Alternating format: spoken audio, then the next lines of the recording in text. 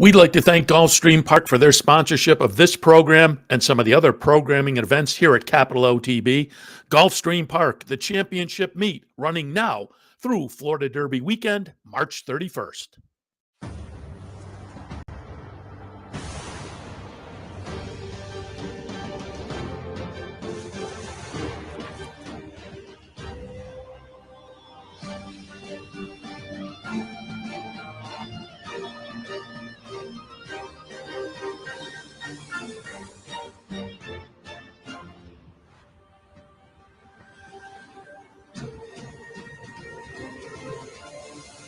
Broadcasting live from the Capital OTB studios, this is Racing Across America with Seth Merrow.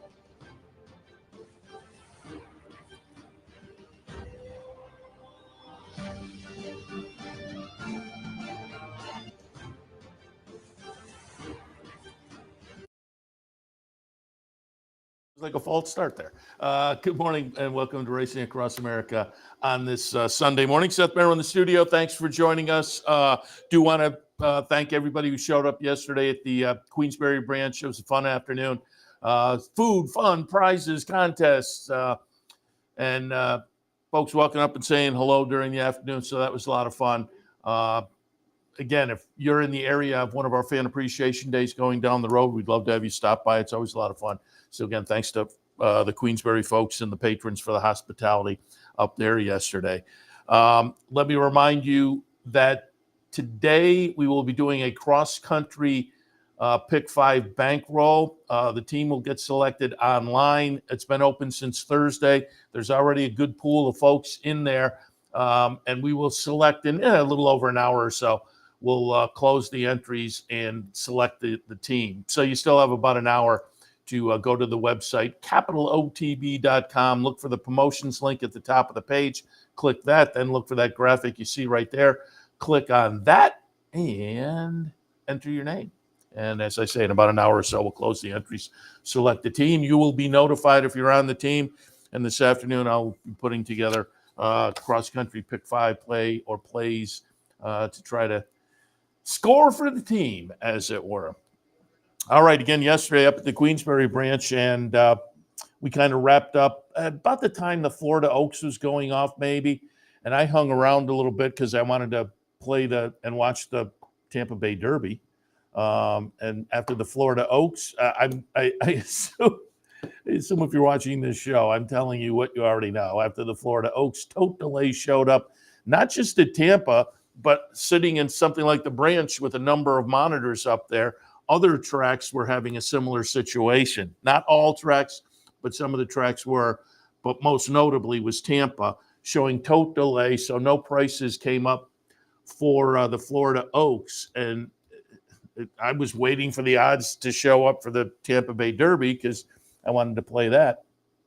But the tote delay continued, and the horses now are circling the paddock for the Derby.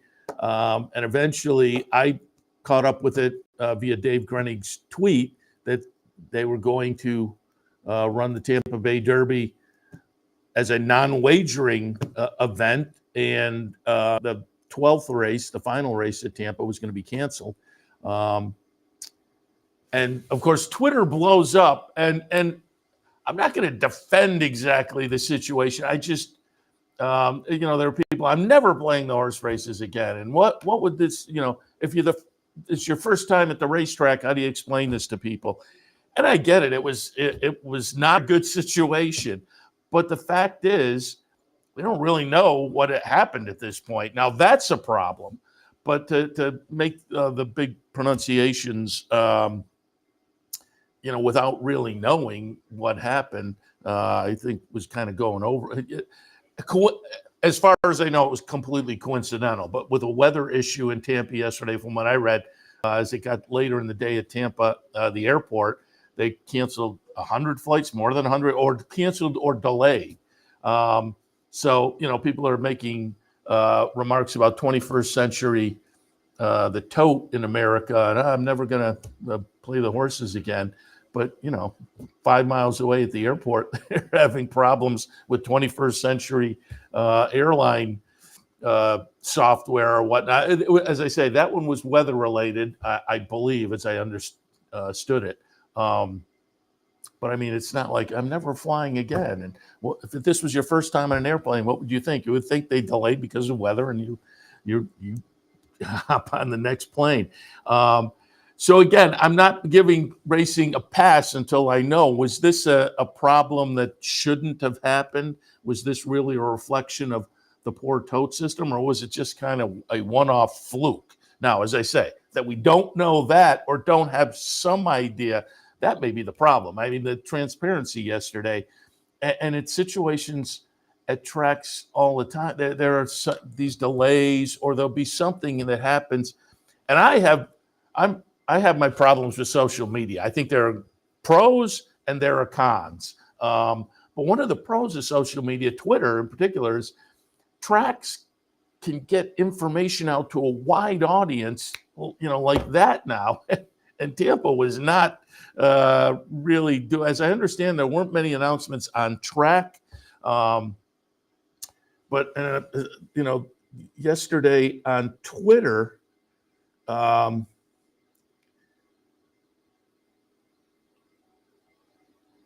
I'm just looking. So I'm looking at the official Tampa Downs account. They have a tweet showing the winner of the Florida Oaks. The next tweet shows domestic product, the winner of the Tampa Bay Derby. There is nothing in between saying, here's what's going on, fans. There's a situation here. There is nothing there. Tweet after the Tampa Bay Derby says, from Tampa Bay Downs, the official Twitter feed, due to the ongoing tote delay, ticket cashing will be delayed until tomorrow. We apologize for the inconvenience. As soon as we have more information in regards to payouts, refunds, etc., we will update.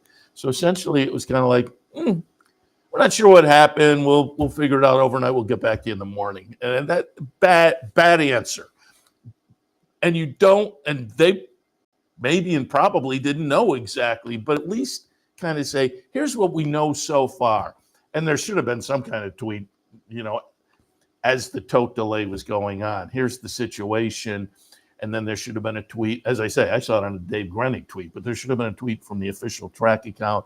Okay, we're running without wagering.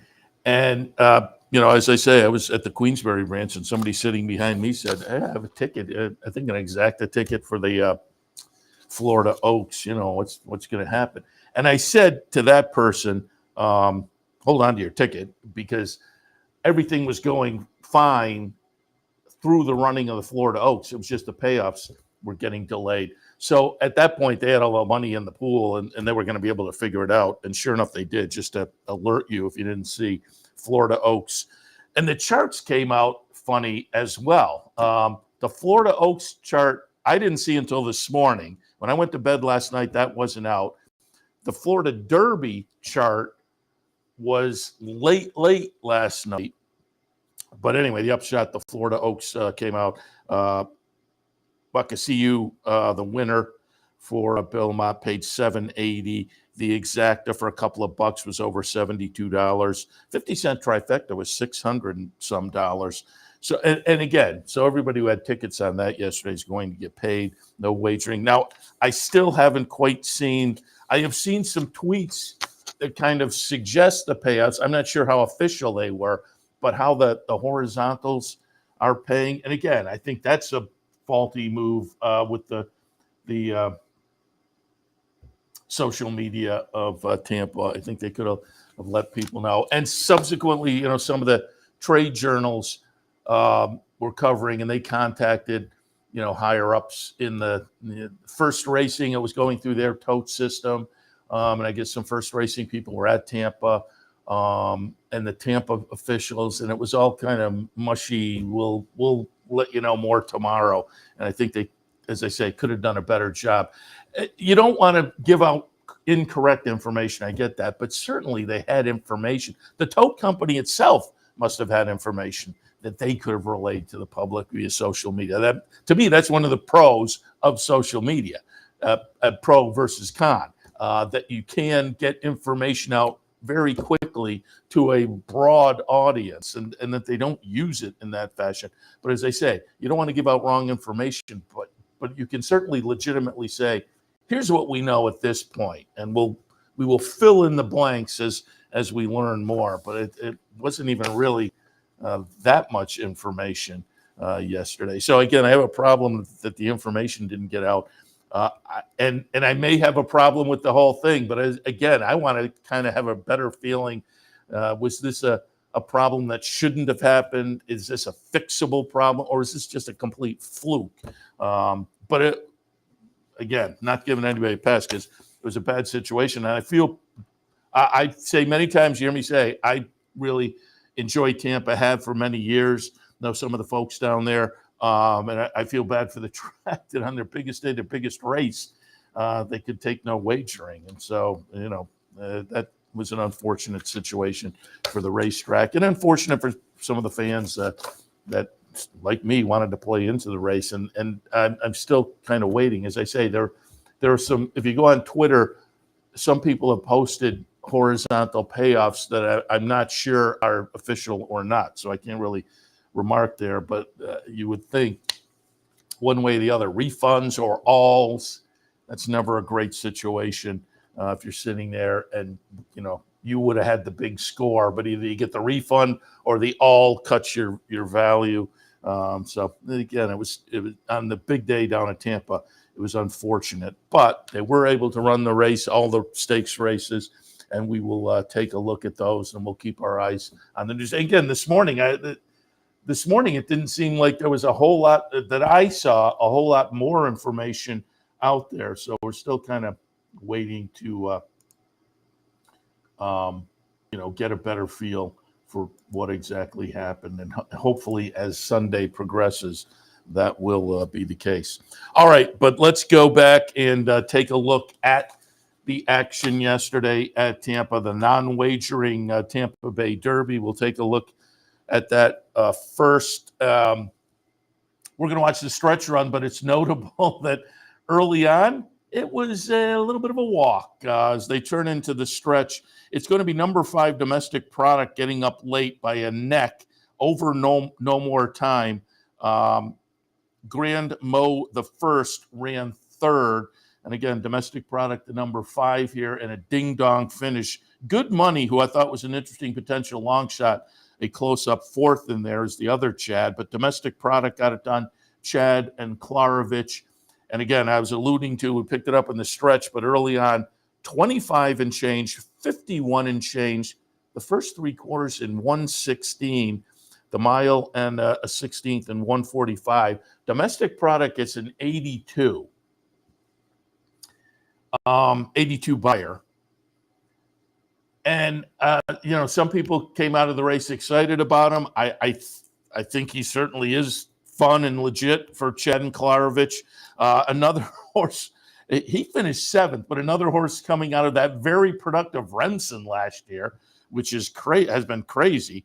And as I say, he finished 7th, subsequently laid off from the Remsen until the Holy Bull last time in the comeback. In the 3-year-old debut, he was second to Hades and second in front of Fierceness in Holy Bull at Gulfstream, and then comes over and wins the Tampa Bay Derby yesterday, again with an 82 buyer. But boy, those early fractions, I'm not sure what to make of this race. Subsequently, I did see a tweet from Randy Moss this morning. Randy Moss of NBC. We've had Randy on the show plenty of times, but he is also part of the Buyer Speed Figure team. And he said the fractions were legit. They were right on. So 25 change, 51, 116. And having been off of those fractions in closing, it certainly it appears to be a feather in the cap of Domestic Product, but is it a feather in the cap or is it an indictment of the field? I don't know. But again, he was a neck in front of No More Time. So that one kind of validates the Sam Davis performance and ran well. Grand Mo the first from Victor Barbosa, who had shown some talent early on, was head back in third. And as I say, Good Money, only the second career start for Good Money. The other Chad Brown runner and runs fourth in the Tampa Bay Derby. So it'd be interesting to see what they have planned going forward with that one. But again, with only the 2 starts and a couple of promising starts, he should be one to watch as well. But there are your results. I would normally talk payoffs and whatnot, but there were no payoffs. As I say, the chart also, it was funny, the chart came out very late last night. And I'm not sure whether it's a function of their software or their rules. You have to wait for payoffs to be, and there weren't any payoffs in this particular race, but I wonder if they were waiting for the horizontal situation to be decided. Eventually, if you look at the chart, it's unusual because there are no odds or payoffs on here. So I wonder if eventually they said, well, we'll put it up. But again, this came up, the chart for the Tampa Bay Derby that I saw in Equibase came up late last night. Meanwhile, the Florida Oaks, I didn't see until this morning. That one did have some payoffs on it, but it was an odd situation that somehow that tote situation seemed to affect the chart. I'm going to have to maybe get in touch with somebody from Equibase and find out, as they say, is that a function of their software that things don't progress without the numbers? Or is there a rule we're not going to put it out because we don't feel that's complete information? I'm not sure, but it was interesting that the 2 races took a while to come up. And again, it wasn't until this morning that I did see the chart for the Florida Oaks. And again, as I said, when I was at Queensberry yesterday, I said to the patron sitting behind me who had a winning ticket, I said, hold on to it, because the situation, it seems from when information was posted and whatnot, the betting was finalized and just the results got the tote delay. So all the numbers and all the formulas that had to be done should have been able to be done, just not at that time. So hold your tickets. And sure enough, as I say, the chart comes out this morning with the payoffs, and I would imagine everybody who had bet through like Capital OTB Bet, for example, I would imagine if you looked in your account this morning, everything was taken care of as far as the Florida Oaks. Again, I have not seen anything regarding the horizontals that to me was official. So double check there. But if you had tickets on this Florida Oaks and you're still holding them, I would imagine they're all cashable today because the chart is showing official prices and whatnot. Going back to that race, was Kessiu, if I'm coming close to that, winds up winning as the favorite. I didn't use that one. I kind of, I had some check marks next to it. Seems to be an up-and-coming 3-year-old filly on the turf for Bill Mott, number 5 horse. Style Points, who I did have in my mix for Christophe Clement, the number 7 second. Dancing and Dixie at 68-1 runs 3rd, and poolside 4th. The horse I like, Dynamic Pricing, Chad Brown and Klarovich, who was right behind Style Points last time. Dynamic Pricing, winds up a disappointing 7th in the field of 11. So my top pick didn't show too much. Style Points, who I had right underneath, was an okay second. But the winner, as I said, chart margin, as you can see, is a length. It's Bill Mott. It's Junior Alvarado with Waskasiu getting it done. That was only the 5th career start, but now has a couple of wins, a 2nd and a 3rd. And the better performances are since switching to the turf. Debuted last summer up at Saratoga on the dirt in a couple of races, but then in November tries the turf at Aqueduct, breaks the maiden immediately on the switch to the turf, and subsequently ran 3rd in the Ginger Brew early in January, 3rd behind Life's an Audible. Life's an Audible not only came back to win next out in the Swedish Chant, but last week was a good 2nd in a stake down at Gulfstream. So there were things to like with the winner. And in fact, as I say, the betting public went off as the favorite, kind of a lukewarm favorite. You got $7.80 There's the 5-2 favorite. But again, being lightly raced and what we've seen so far on the turf touts that one as a nice little 3-year-old filly turfer to watch for Bill Mott. And again, being that it's Bill Mott, I would expect see that one up at Saratoga, I would have to think. And clearly in the meantime as well. Ninth race, also stakes action yesterday at Tampa. Star Fortress was the horse I thought was a little bit interesting, who in the United States debut had come over and won the Cardinal last November in the barn of Cherie DeVoe, triple-digit buyer, subsequently in the Pegasus Filly and Mare Turf. Kind of disappointed. So there was one of those, what do we make of this one? But I thought Star Fortress was very interesting, and I was looking for a rebound. Went off at 5-2, no rebound. Winds up fifth in the field of 6. It is Sparkle Blue at 6-1. Sparkle Blue, the number 3 horse for Graham Motion. Aspen Grove at 12-1. The 4 runs second, and Fluffy Socks, the 6-5 favorite for Chad Brown. The 1 runs third, but it is Sparkle Blue getting it done. Came out of a third in the Endeavor here at Tampa last time. Improved on that nicely yesterday to score. And this is a nice little runner, again, for Graham Motion, part owned by Augustin, who I always like the Augustin runners, over the years.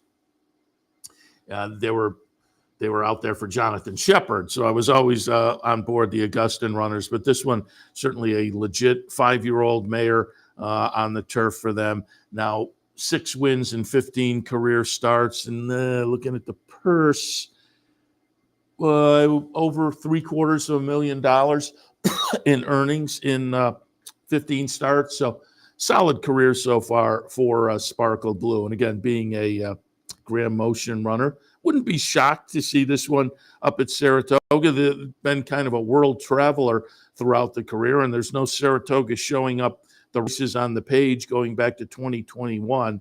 But again, I wouldn't be shocked. But it does seem like they kind of look around and pick their spots. So I don't know whether it's a sure thing by any means, but the Augustin runners over the years, again with Jonathan Shepard, have shown up at Saratoga, and certainly Graham Motion shows up there. So we'll see. But it was a nice performance yesterday for that one in the Hillsborough. Also on the card yesterday, we had the Columbia. This one, that subdivision, I like quite a bit. The 3-year-olds on the turf. I liked Move to Gold, Chad Brown runner, who last year ran second in the debut, racing in a maiden special for $150,000 at Kentucky Downs, but followed that up. Was still a maiden, obviously, having run second in the debut. Still a maiden, wins a stakes race at the Belmont at Aqueduct meet in October. Now comes back as a newly turned 3-year-old. I thought might have some improvement there. So I like Move to Gold. That one went off at 5-2 and finished third in the field of 8. The winner is going to be Full Nelson, the number 8 horse for Jose D'Angelo, Sammy Camacho on board. I looked at that one. I just thought on the numbers maybe a touch slow compared to these, but came in with a 3-race win streak and won 4 of the last 5. So there were some things to like legitimately, and you wound up with just under $10 on this one. Going to win by a length and a quarter and look pretty good doing it. Fulminio in the second spot, another one I looked at but didn't pull the trigger on. That one at 7-1 completes the exacta, which paid just under $60. Then Moved to Gold, the horse I liked, ran third in there. But again, Full Nelson. Again, on the numbers, buyers should be a tool in the toolbox, and I might have let them dictate a little too much for me in this race because, again, the buyers seemed a little light on this one. Not significantly, let me put it that way. I just thought on a best effort, others would be better. But Full Nelson coming in with the win streak and whatnot. This is now win number 5 and start number 9. So this is a nice little 3-year-old on the turf. We'll see where they elect to go with this one. Al Gold one of the part owners. So I don't think seeing this one up at Saratoga, Hall of Fame or whatnot, I don't think that's totally out of the question. This was the stakes debut. This was also a claim back in September of last year. That turned out to be a clever claim for $35,000. That was a win, subsequently ran sixth in an optional claimer, but now has won 4 straight, including a stakes race. So as I say, a clever claim for Al Gold and company. Full Nelson, one to keep our eyes on going forward. In that subdivision, I like quite a bit the 3-year-olds on the turf. All right, and also the Challenger yesterday at Tampa. And I said this was it was a group with some real quality, but they had question marks. And I didn't know what to do with Skippy Longstocking. A best effort by that one was going to clearly be the horse to beat. But the pulled up, walked off in the Pegasus World Cup. I mean, so I put Skippy Longstocking down in the 3rd spot. And I knew I was rolling the dice with Dash Attack. I've been kind of on board that one for a few races, and I am the divorce is final now on Dash Attack. Dash Attack runs last in the field at 8-1, but when Dash Attack can toss a good effort, so next time Dash Attack will probably be 20-1, and I'll sit on the sidelines and he'll fire one of the big efforts. Didn't do it yesterday though. Again, last in the field of 6. Sherlock's Jewel, I thought, was intriguing as well, and that one does wind up second. But betting public far more confident in Skippy Longstockings than I was. No surprise. I mean, again, on a best effort, Skippy Longstockings was clearly going to be the best, and that's how it panned out yesterday. 3-5 as the favorite, and Skippy Longstockings is the number 3 horse. Again, Sherlock's Jewel went off as the 3rd choice at 7-2, winds up running second. And Mbegnik runs 3rd at 36-1 as the rank outsider, but there was good separation between the winner. Now, for second, it got a little bit exciting, and that winds up to be a neck difference. And the 38-1 longest price on the board didn't really help the triple that much. I mean, it was only a field of 6 and a 3-5 shot on top. So you wound up with the top choice paying $40. The 3rd choice at 7-2 completes a $9 exacta. And I think if you had the triple, you might have been a little more intrigued. At 38-1, still only got, for 50 cents, you got $16 on the triple. But again, it was only a field of 6, and you had the 3-5 shot on top. So there may have been a momentary, hey, 38-1, maybe I'll get something, but it didn't work out that way. Still a little slim on the triple. So there were your results. Again, it was a nice day at Tampa, nice day of racing. It was just an unfortunate incident with the tote situation. And again, I'm going to be interested to see as the day plays out if there is a little more explanation. Now, as I heard it, if you delved in a little bit and read, it seems like it may have been related to the tote company's office in Maryland, but there was no real explanation beyond that. And as I say, they must have had some kind of, again, I'm not looking for the entire, but just here's what we know at this point. We will flesh it out as we move forward, but let us fill you in here. But there seemed to be very little of that yesterday. And again, I've been kind of running around, checked early this morning, and I haven't seen any kind of updates now coming in and prepping for the show. Something may have come out subsequently, but I'll be looking with great interest as the day progresses to see if subsequently there is more information, because again, with social media these days, you don't have to wait to send out a press release to the usual suspects and get it then printed in there. You can go directly to the public and kind of fill folks in, and there was not a whole lot of that happening, unfortunately. So again, we shall see how it plays out and hopefully get some more information during the day today. I'm going to take a break. When we come back, there were also some stakes, a couple stakes at Gulfstream, stake at Aqueduct, one at Oaklawn as well. So we'll take a look at some of that action and more as this Sunday edition of Racing Across America continues. Stay tuned. And they're off in the Pegasus World Cup. They're off in the Fountain of Youth Stakes. And they're off in the Curlin Florida Derby. Forte wins. White Aborio almost home. And Nyquist is still unbeaten. Orb and John Velasquez have won the Florida Derby. Barbaro wins. And there you have it. Northern Dancer will be the winner of the Florida Derby.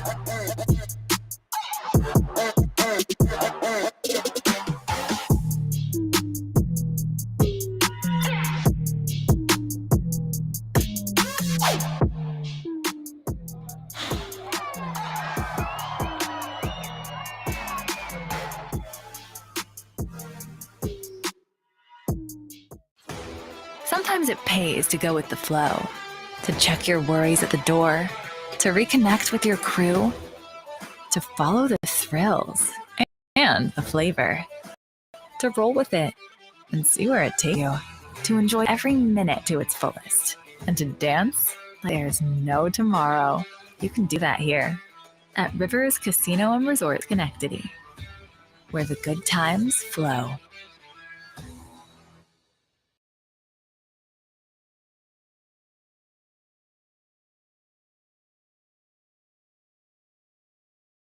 Welcome back, and I'll make one more comment about the tote situation at Tampa and the coverage. I was a little bit surprised.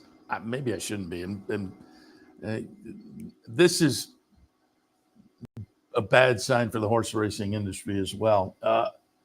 To me, that was fairly significant news that a Saturday afternoon in the sports world, it was really one of the more prominent Derby prep races, the Tampa Bay Derby. And again, it's Tampa Bay Downs' big race of the year.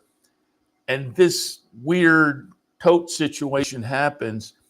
And you searched last night for more information. And again, the trade publications, Daily Racing Form and Blood Horse and TDN, they all had some kind of mention of it. Anyway, they put out what was available to put out. But there was no mainstream coverage at all. There was, again, to me, it was a notable sporting event on a Saturday, a notable prep for the Kentucky Derby, and the wagering system breaks and nobody can bet on the race. To me, that's kind of important news in the sporting world. But I guess I come from it a little bit biased because clearly it wasn't. There was no. I just checked again, and I saw no, kind of what you would consider mainstream mention of the incident at all. So that was strange. And as I say, not a particularly great reflection on the state of horse racing currently. But we move on. And across state yesterday at Gulfstream, the Silks Run. I think this was the only race they ran on the grass yesterday, I think, because they have been a little snake bitten with the weather. But it was 5 furlongs on the turf, $100,000 up for grabs. And not surprisingly, Big Invasion went off as the 3-5 favorite. Big Invasion won this race last year on the Gulfstream Park turf course, 4 starts, 3 wins, and a second coming into yesterday. One of Dean Reeves' nicer horses came out of a close-up second in the Breeders' Cup Turf Sprint last November. Had been off since then. So again, goes off as the 3-5 favorite yesterday. Ran fourth. That the horse didn't win off the layoff. Okay, but winds up running fourth. I had Coppola. I had Big Invasion on top. He just seemed like the most talented. I put Coppola in the second spot off a win in the Gulfstream Park Turf Sprint the last time. Coppola is going to be the number 5 horse and got away at 7-1. As I said, I had Big Invasion on top, but Coppola seemed like a logical contender. 7-1. Panther Island, who I had in the third spot, goes off at 5-1 and runs second. Yes, I Am Free runs third. I had that one in the fourth spot. So my four were all there in the mix. They were just jumbled up. But with the 7-1 on top over the 5-1, got a $34 exacta. Excuse me, you got a you did get a $34 exacta. There was actually a dead heat. It was Coppola winning, and then a dead heat between Panther Island and Yes, I Am Free running second. You can see Big Invasion gets up late to be third, but he's relatively well beaten third. But again, there was a dead heat, so there were a couple of exactas. You had $17, so 30 for $1, so $34. The other exacta, the 5 and the 7, you got $72 for your $2. You had a couple of tries too, and the tries were okay. And again, the 4 that I thought were interesting were up there in the mix. But 7-1 on Coppola was a good price. You got $16.20 on a very playable horse. Again, chart margin here is a length, and then there is a dead heat for second. So a ding-dong edition of the Silks run. Again, a little bit surprising, though, that Big Invasion only fourth. But again, it was the seasonal debut and was rolling late, just too late. Also on the card yesterday at Gulfstream, the Hurricane Birdie. This one for the ladies going 6.5 furlongs. I liked Olivia Darling, put that one over Spirit Wind, over Red Carpet Ready. Red Carpet Ready hadn't been seen. Red Carpet Ready was a horse that had shown some talent, certainly. 4 wins and 6 career starts, including a stakes victory in the 8 Bells at Churchill last May. Hadn't been seen since trying the victory ride at Belmont back in July. So now comes back as a 4-year-old, but had shown some talent. Betting public lets that one escape at 4-1. They made Olivia Darling, again, the horse I like, made that one the 2-1 favorite, coming off a win in the Inside Information last time.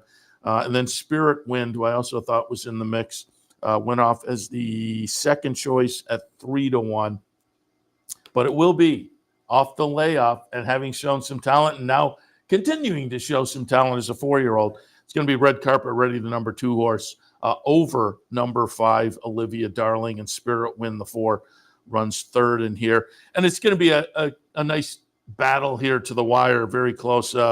Eventually, Red Carpet Ready does get it done, the 2 horse by half a length, but Olivia Darling just a neck ahead of Spirit Wind for second. So the logicals are here, 1, 2, 3. But as I say, you did get $10 in changes. They let Red Carpet Ready get away at 4-1. Again, off a talented 2-year-old and 3-year-old career. Tossed in a little bit of a dud in the victory ride. You have to wonder if something went wrong there. Something certainly went awry subsequently because hadn't been seen since July, but comes back in fine fashion. And certainly will be an interesting player now, the older filly and mare sprint division for Rusty Arnold and Luis Saez on board there in the Hurricane Birdie Red Carpet Ready. At Aqueduct yesterday, it was the correction, $100,000 up for grabs. They are going 3/4 of a mile, and this also for the ladies. And the favorite was number 5, Hot Fudge. I liked Hot Fudge. Everybody else also liked Hot Fudge at 3-5. Was coming in off a win in December. Well, go back 4 races. A win in June, laid off from June until December. A win in December, both of those in optional claimers. Subsequently, early in December, won the Garland of Roses. And then in January, won the Interborough. So was riding a 4-race win streak. Was a Linda Rice trainee. She's on a brief suspension. Trained now yesterday officially by Adam Rice. And Hot Fudge in the correction yesterday did get it done at 3-5 to continue that win streak. 5 in a row now for Hot Fudge. Can't Hurry Love went off as the second choice and ran second, and Starship Defiant runs third over Quick Money. They were the horses I used. They were the logicals, but it was Hot Fudge getting it done there. Adam Rice and company, the number 5 horse, you can see is going to have to close here late over the off-going track, officially labeled as Muddy and Seal. But you can see here you're kind of feeling, is going to get the momentum. It just seems to be kind of running flat a little bit, and now kind of chunk with each stride making up a little ground. Bang. And it was a photo finish, and it was a nose decision. But all you need is the nose to get it done to continue the very nice win streak for Hot Fudge. Kendrick Carmouche on board, getting it done for, again, listed trainer Adam Rice. Hot Fudge, $3.40. And over the second choice, Can't Hurry Love, you got a whopping, for $1 exacta, $3.95 as the two logicals play it out here in yesterday's correction at Aqueduct. And man, they don't get much closer than this. Bang. It is one of those where it's one horse, the other horse, one horse, the other horse, and just at the wire, it was Hot Fudge getting it done. Again, Kendrick Carmouche on board. All right, and finally, we'll take a look at Oaklawn. They had a nice little stake for the ladies yesterday as well. This one at a mile and 16. The Azeri playing into later on the Apple Blossom, obviously. I've liked Misty Vale right along, and Misty Vale yesterday got away at 16-1 and ran very well. The favorite yesterday was Hot and Sultry, going out for Norm Cassie off a 5th in the Bayacoa. But the betting public looked, and they made Hot and Sultry the 6-5 favorite.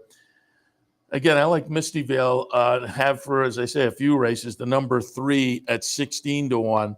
But the winner will be number 7, Tiny Temper. Lightly raced for Dallas Stewart. Came into the race with 4 starts and a couple of wins and a second-place finish. Had won most recently down at the fairgrounds in an allowance race. And again, that was only the 4th career start. So Dallas Stewart might have a nice little up-and-coming 4-year-old filly here.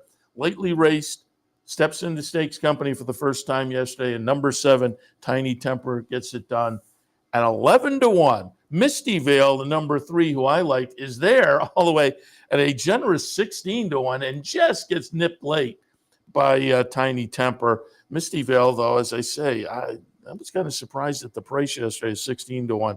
I have liked her for a while now, and she's been running well since arriving down at Oaklawn. But they let her get away a little bit. She completed the exacta, and I'll tell you what, the exacta was pretty good. If you liked the Dallas Stewart horse and the horse I like, Misty Vale, you wound up with, for $1, the exacta, $124.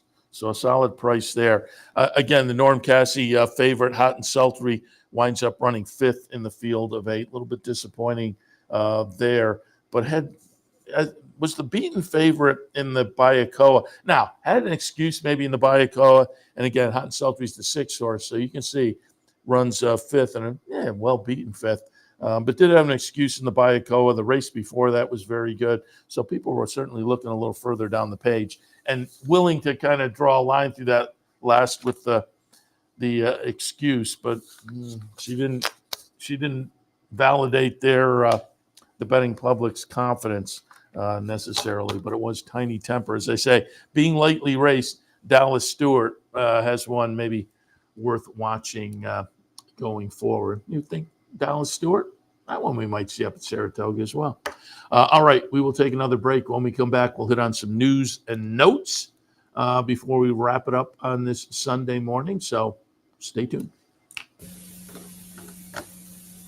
Haven't signed up for a Capital OTB account yet? Now's the time to take the sign-up bonus. Open up a new account with $200 or more, bet $400 by the end of the month, and receive a bonus $200 into your account. Plus, you can take advantage of everything an OTB account has to offer. Wagering from any device, live streaming, racing info, past performances, online promotions, and more. Sign up today and take advantage of the new account bonus. Details at capitalotb.com.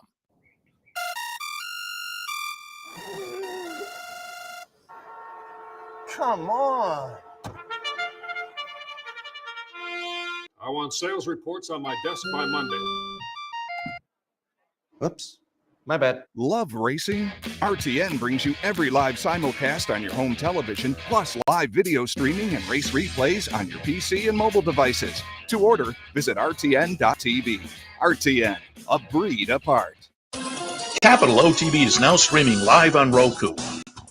The RTN Racing channel on Roku lets you watch OTB TV live through your Roku device or your Amazon Fire Stick, rather than being limited to computers and mobile devices, which means you can now watch OTB live wherever you are. Simply open Roku, scroll to find the RTN channel, then click on OTB TV. OTB TV on Roku. Try it now. Welcome back. There was some news on the Pletcher 3-year-old front yesterday as Fierceness did work. If you watched our live programming from Gulfstream last weekend, I did catch up with Mike Rapoli and got a Fierceness update. His confidence remains strong. I said to him, it's like the wackiest resume you can look at. He's either phenomenal or you're scratching your chin. But they're looking for a nice rebound for him in the Florida Derby. He worked yesterday at Palm Beach Downs. Worked Friday, at Palm Beach Downs. John Velasquez was on board, went 5 furlongs in a little over a minute. Pletcher said it was another excellent work for him this morning. The horse is doing really well. He went off a little slow the first 8. That's why we have the radio. I told the riders to finish the work at the 7 furlong pole instead of the finish line, and the gallop out was outstanding. He gives you a lot of confidence watching him train and watching him breeze. Then he adds, I don't think he could have been training any better than he was going into the Holy Bull either, and he finished 3rd there. So we shall see. Fierceness, as they say. Mike Rapoli, when we caught up to him last week, was maintaining confidence in Fierceness, and when he's on his game, he seems very, very talented. So he's going to be interesting in the Florida Derby. Also asked Mike Rapoli last week about Agate Road, who put in that really nice closing effort in the Sam Davis to, I would think, give these guys some confidence. And sure enough, he also worked Friday, and Pletcher said he's doing well. He's an excellent workhorse, not as spectacular as Fierceness, but he worked a little over a minute with John Velasquez up as well on Friday. And Pletcher said with Agate Road, he's leaning towards the Louisiana Derby as his next start. So a little update on a couple of the Pletcher 3-year-olds going forward. And I'm just looking. Yeah, here it is.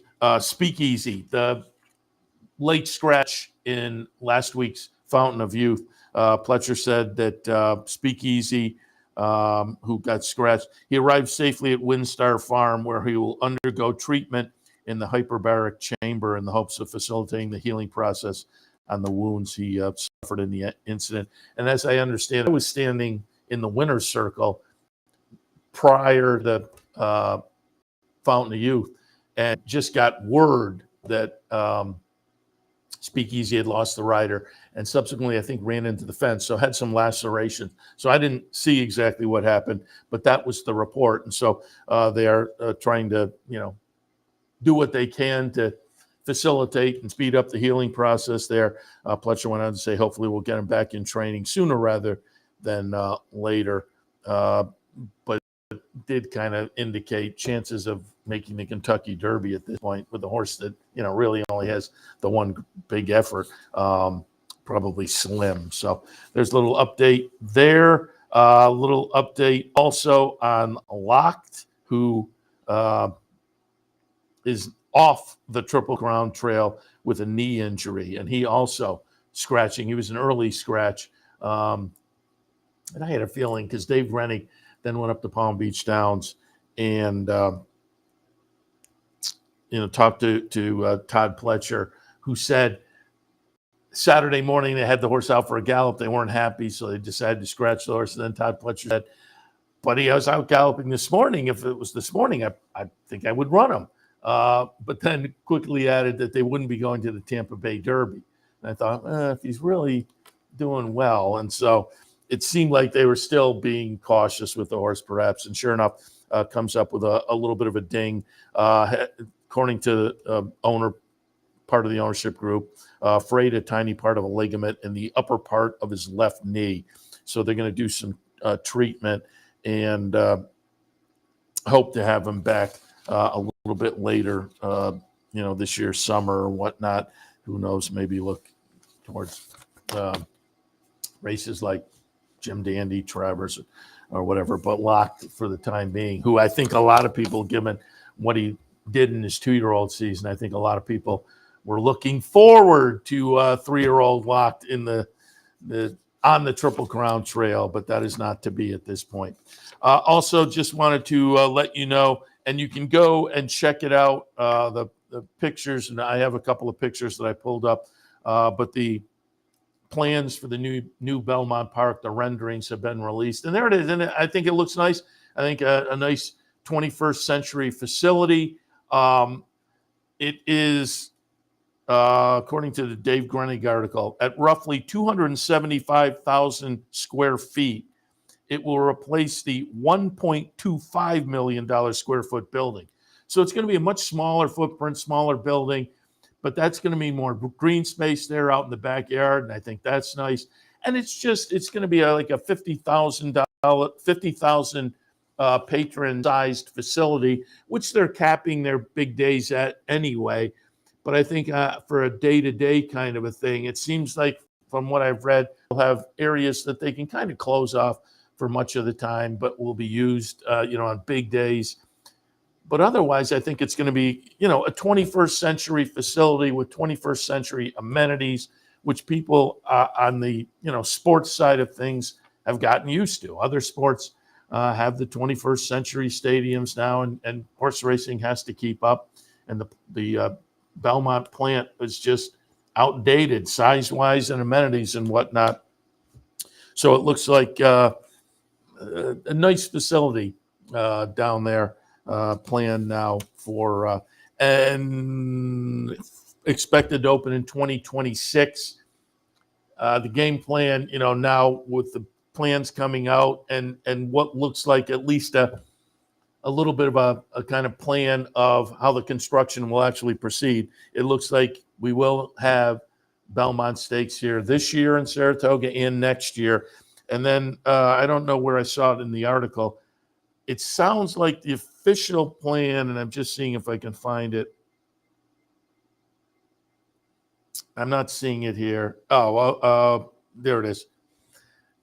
They're not planning to open until September 2026. And I'll read from the Grenig article. While the new Belmont building is not scheduled to open until September 2026, the New York Racing Association has developed a project plan that will allow the Belmont Stakes to return to Belmont Park in June of 2026. They're also looking to attract the Breeders' Cup potentially back to Belmont in 2026 as well. So it looks like with the plan they have in place, Belmont Stakes up here this year and next year, and then back to Belmont in 2026, albeit for what is probably a similar kind of short festival, because they don't plan an official opening down there until the fall of 2026. But again, you can check out the Racing Forum, the Grenig article from a few days ago, and the other usual suspects as well. Probably if you go to the NYRA website and click on the news link, or you might have to go, I didn't check that, but I would think, or you may have to go to the actual Belmont Park. NYRA has, typically if you go to NYRA, generally, it brings up the website of the current track. but up in the corner there's, like you type in NYRA now, it's going to pull up Aqueduct. That's where they are. But up in the corner, there are typically logos for the other tracks as well. Click on Belmont, and it wouldn't surprise me if there is a complete kind of press release with the artist renderings there too. But you can find them, as I say, at Blood Horse and DRF and potentially at NYRA also. But you can take a look yourself. Again, looks like a nice facility. That will be a nice modern facility, which is going to, I would think, help to attract fans. All right, I'm going to wrap it up for Racing Across America for this Sunday morning. Again, it was kind of a fun and wacky Saturday that had Twitter afire, certainly. I'm reserving some of my judgment. Again, I gave my opinions. I think some of the things were handled maybe not as smoothly as they could be in the 21st century, but I'll reserve my judgment until I really get a better feel for what actually happened yesterday, given the situation with the wagering in the Tampa Bay Derby. Whatever, it wasn't a good situation. Certainly wasn't a good situation for Tampa to lose wagering on their biggest race of the year. But the race went on, domestic product, interesting going forward. And again, given the fractions and whatnot, we shall see. But there were some undercard races that certainly will play out this year. And so it was overall a good day at Tampa, certainly on the track, and the weather kind of held out and whatnot. And hopefully you all made a little bit of money, and hopefully things that played out later didn't affect folks in a negative way overall. But again, got to keep our eyes on the news over the next certainly few hours, hopefully, but over the next couple of days, see if there's a more complete explanation. However, we will wrap it up for this morning, Racing Across America. I will be back at noontime-ish. I'm looking up at my clock and kind of trying to figure. My clock is still on standard time. I haven't moved the studio clock ahead yet. But everybody these days, now with daylight savings kicking in, now we will have the later post times for the various tracks. I'm just to well, I say that they're 12:10 at Gulfstream today, 12:30 at Oaklawn. That's their time, so that's 1:30 our time. But it's going to be 1:20 today at Aqueduct. So again, with a 12:10 post at Gulfstream, I'll be back in about an hour or so. Although that may be they may have the NYRA pregame, although probably not at that point. So again, I'll be back in about an hour or so to maybe go through the first couple at Gulfstream to kick things off. OTB Live for a Sunday afternoon. Then we'll take you through the afternoon and have a little bit of fun, hopefully, and cash some tickets. So that's what it's all about. And we'll be picking the cross-country Pick 5 bankroll team shortly. So you will get alerted if you make the team, and we'll certainly be taking a look at that throughout the afternoon as well and rooting for the team to make a little extra money. So all of that coming up, as I say, about an hour or so for OTB Live. Thanks for tuning in this morning, but we'll see you in a few as we continue on a Sunday afternoon. See you then. We'd like to thank Gulfstream Park for their sponsorship of this program and some of the other programming and events here at Capital OTB. Gulfstream Park, the championship meet, running now through Florida Derby weekend, March 31st. You're watching OTB TV, a service of Capital Off-Track Betting.